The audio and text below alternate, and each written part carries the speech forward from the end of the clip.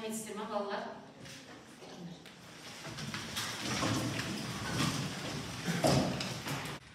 Балалар, бүгінгі біздің тақырыбымыз конустың бер бетінің ауданы және толық бетінің ауданы қарастыру. Біз конустың бер бетінің және толық бетінің аудандарын қорытып шығаруымыз керек. Ол біздің мақсатымыз болатын болса, енді критерийді қояйықшы, біз қандай критериймен жұмыс жасаймыз. Яғни, қандай критерий бойынша біз бағаланамыз. Бірінші, конустың бер бетінің ауданының формуласын түсінуіміз керек. Және оны есепте шығарған кезде қолдануымыз керек. Сонымен қатар, толық бетінің ауданына байланысты мәліметтерді тұжырымдап, оның мағынасын түсініп, сонымен қатар оларды біз есепте шығарған кезде қолдана білуіміз керек. Міне осы критерий бойынша біз бағаланамыз бүгін. Балалар, енді бірінші жұмысымыз біз бейнежазба арқылы конустың бер беті мен толық бетінің ауданын қорытып шығару бейнежазбасын көреміз.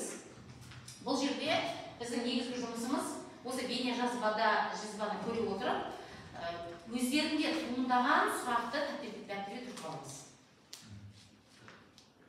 Жақсы? Егер конустың табанын қиып алып, бүйір бетін қайсы бір жасаушысының бойымен қисақ, онда конустың толық бетінің жазбасы шығады. Конус жасаушысы катетінен айналдырғанда конус шығатын үшбұрыштың гипотенузасы. Конустың жазбасы дөңгелек табанынан және бүйір бетінің 2πr дөңгелек сектор. Сонымен, конустың толық бетінің ауданы мынадай болады. πr квадрат қосу πr, түбірасты h квадрат қосу r квадрат. Келген кезде конустың толық бетінің ауданы бізде нені беріп тұр? Бүйір бетінің ауданы мен табанның ауданы. Дөңгелектің ауданы қалай есептелінеді? πr квадрат. Бүйір бетінің ауданы қалай есептелінеді? πr. Енді келесі. Неліктен бүйір бетінің ауданы πrl арқылы өтеліп тұр? Сектор дұрыс. Дұрыс айтасыңдар. Сектордың ауданын белгілеп тұрмыз, иә, бұл жерде? Дұрыс айтасың. Ақпарат негізі бізде картоннан конус жасауға мүмкіндік бар, иә? Жалпы картоннан конус жасауға болады екен. Бірақ ол үшін қандай да бір тәртіпке бағынуға болады екен. Қалай ойлайсыздар? Осы сұрақ ойладыңдар ма? Картоннан конус жасау. Қалай жасар едіңіздер? Мысалы, бір шеңбер болсын, соған жартысын бөліп, соны бір-біріне қосып біріктіріп шеңбердің жартысы ма? Дөңгелектің жартысы. Яғни дөңгелек секторын аламыз. Конус шығарған бүктеу арқылы? Осы үлкеннен бір бөлінген сектор арқылы қиып аламыз да, екінші дөңгелектің үстіне қойып конус жасауға болады. Нұрболдың ойы да рас, иә? Бірақ Нұрбол конустың бүйір бетін ғана жасады. Табаны қайда қалып деген ол. Онда мына бейнежазбаға қарай, картоннан қалай конус жасауға болады? Картоннан табан радиусы r және биіктігі h болатын конус жасайды. Конус жасаушысының ұзындығы түбірастындағы r квадрат пен h квадраттың қосындысына тең. Конус жасау үшін бізге 2 шаршы картон керек. Бірінші картоннан конус табанын жасаймыз. Оның қабырғасы 2r-ге тең. Екіншісі картон қабырғасы 2l-ден сәл үлкен. Оны конустың бүйір беті үшін қолданамыз. Бірінші картоннан радиусы r-ге тең дөңгелек қиып аламыз. Ал екінші картонға радиусы l-ге тең шеңбер сызамыз. Бүйір бетін табанға желімдеу үшін қажетті кесінді қиып аламыз. Конустың бүйір беті ұзындығы табанындағы шеңберге тең дөңгелек сектор. Егер центрлік бұрыш белгілі болса, онда секторды сызу оңай болады. Ендеше альфа бұрышын есептейік. Центрлік бұрыштың толық бұрышқа қатынасы доға ұзындығының шеңбер ұзындығына қатынасындай болады. Осыдан альфа бұрышының мәні 360 градус көбейтілген r мен r-дің қатынасына тең. Қиып, конустың бүйір бетін табанына желімдейміз.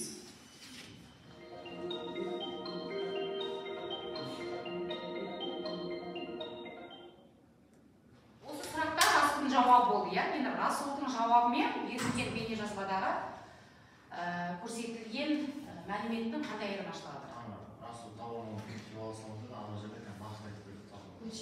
Нақты айтып берді дегенді қалай түсіндіреміз? Расул бізге өзімізге қалыптасқан тілмен түсіндіріп берді да, ал видеода кішкене ғылыми түрде түсіндірді. Ғылыми түрде түсіндірді. Ғылыми түрде нені біз анықтайық? Нені байқайық? сектордың дұрыс жасаушымен жасаушымен кішкентай шеңбердің оның радиусы верға тең болса, ал үлкен шеңбердің радиусы ол бізде жасаушыға тең болып кетеді. Биіктігімен жасаушыға тең болады. Келісесің ғой? Тамаша. Осы видеода көрсетілген онда екі шеңбер, екі дөңгелек бір ағалынады да, одан кіші дөңгелектің ұзындығы үлкен дөңгелектен сол секторға қиып алу керек көрсетті, яғни онда альфа бұрышы қанша градус болу екенін есептеп нақтылап көрсетті деп ойлаймын. Яғни өлшемдер нақты қарастырылды. Бізде жұптық жұмыс, берілген есептің жауабын қазір өздеріңіз қарастырасыздар, жұптап отырып. Одан кейін бір жұп нақты жауап қайтады. Біз мына экранға оны жазамыз, а басқа топ өз жұмыстарын осы экрандағы жауаппен тексереді. Яғни бағалайсыз, иә? болсақ, енді формула шандарлауына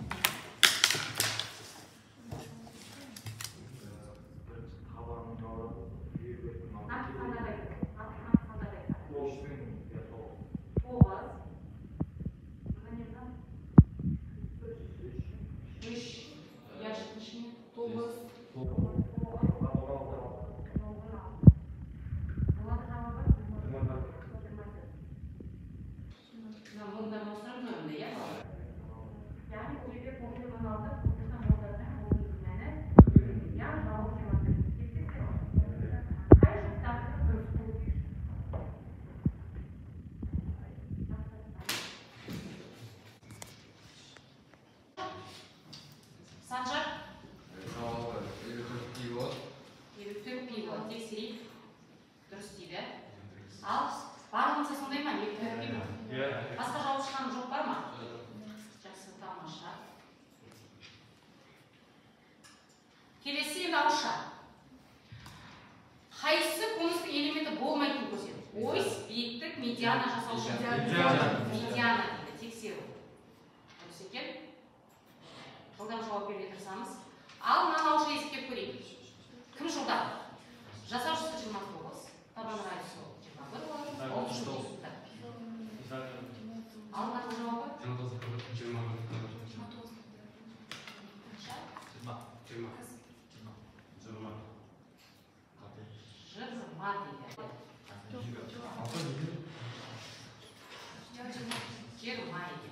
дейді. Формуланы көрсетеміз. Жауабымды нақтылап кетші ерасың. Жауабымды нақтылап кетсін. Ана жерде бізде пер квадратты беріп тұр, ол бізде табанның ауданы болып есептеледі, ал перді болса ол бізде бүйір бетінің ауданы, ал бізде толық беттің ауданы ол табанның ауданы мен бүйір бетінің ауданы қосындысына тең. Келісеміз ғой? Келісеміз. Келесі жазбаса түрде орнаймыз. Балалар. Кеттік. 2007-де бізге. Ал қай жұптығынша айтады. Жұмысымызды нәтижесін дұрыс жауаптар нұсқасымен бағалаймыз.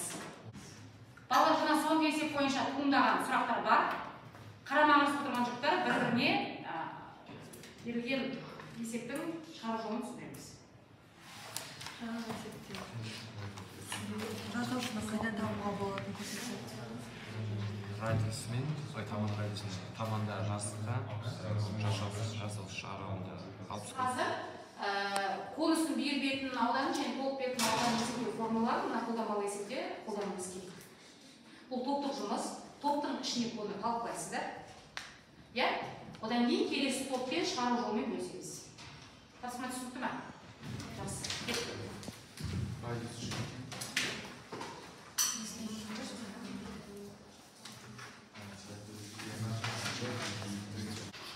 Қаңылтыр кесугіне Альпана жеті көбітіне бір ұданы тұр.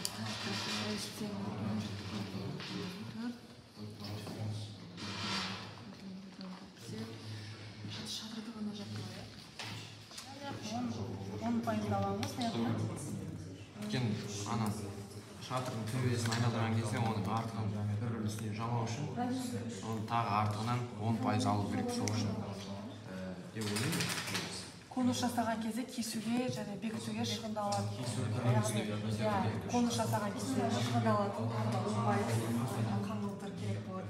Оны біз бүйір бетін одан тапқан кезде 10% содан аламыз.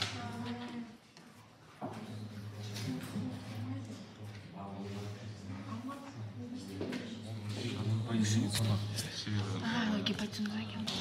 диаметрі 6 деді ғой. Сондықтан да жартысы радиус болып табылады. Радиус болып табылады. Біз жаңағы өткен формула бойынша жасаушысын табамыз. Сол түбірастау бойынша болады.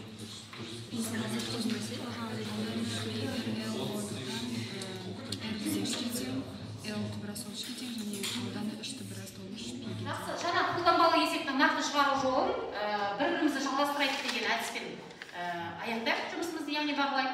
Қазір бірінші топ сол есептің шығару жолы бойынша алғашқы ойларын айтады. Ол ойды тыңдап отырған екінші топ сол ойды жалғастырып кету керек. Үшінші топ сол ойды айту керек. Жұмыс барысы түсінікті ғой? Жақсы. Ал балалар, бірінші топ өз ойымызды бастаймыз. Ал кім? Ал мен біз бұл жерде мұнараның шатырын, яғни ол конустың жасаушысын таба аламыз қажет, оны Пифагор арқылы есептейміз. Кейін барып оны бүйір бетті аламыз. Одан кейін бүйір бетін табамыз. Аха, ойды аралай жалғастырайық, топтағы. Олар өз қаңылтырдың бір қаңылтырдың ауданын есептеуіміз керек.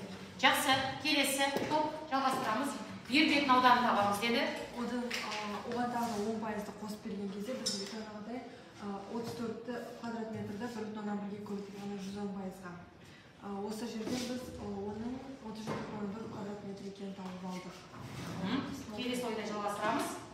Біз сол шатырға қанша қаңылтыр кеткенін көру үшін шатырдың ауданы мен қаңылтырдың ауданын бөлеміз. Сол кезде 38 қаңылтыр керек болады. Жақсы, рахмет. Келесі жүктік жұмысымыз балалар. Бізде екі тапсырма берілген сызба түрінде, сұрағы бар. Бүгінгі тақырыппен байланыстырып, осы екі есептің шартына сәйкес келетін және бүгінгі тақырыппен байланыстырып бір сұрақ жасырасыздар. Әр есепте. Ал балалар, қай жұп сұрағымен таныстырады? Менің сұрағым бүйір бетінің ауданын табу. Осы жазба бойынша, осы сызба бойынша. Сызба бойынша берген конустың бүйір бетінің ауданын табу. Екінші сұрақ? Берген осы сызба бойынша осы конустың жазбасының секторының бұрышын табу сұрағы. Бұрышын табу, тамаша. Келесі сұрақ, Алтынай. Қалай, қайдан қайталаймыз? О төбесінен қабырға түскен. Тамаша, жақсы. Ал келесі сұрақ? Толық бетін анықтау. Жақсы. Енді жеке дара жұмыс балалар. Осы тапсырмада 3 сұраққа жауап береміз. Бірінші құрастырған сұрақ бүйір бетін ауданын табу. Екінші сұрақ толық бетін ауданын табу. Үшінші сұрақ жазбасында пайда болған сектордың бұрышын анықтау. Ал енді балалар, жеке дара жұмыс аяқталды. Дәптерімізді жауып қалыңыз.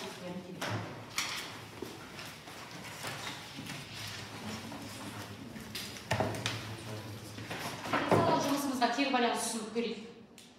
Біздің негізгі мақсатымыз конустың бүйір бетін ауданын және толық бетін ауданын қорытып шығару, және оны есептер шығарған кезде қолдану керек болғанбыз, иә? Енді жалпы осы айтылған мәліметтер бойынша мен нені толықтырар едім? Және менде жақсы шыққан бір жағдай. Сол екеуін бөлісіңіздер.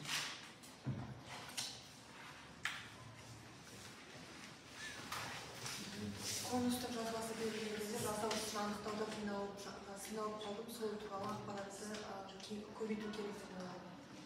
Ол толықтыру керек. Ал нені жақсы орындай алдым?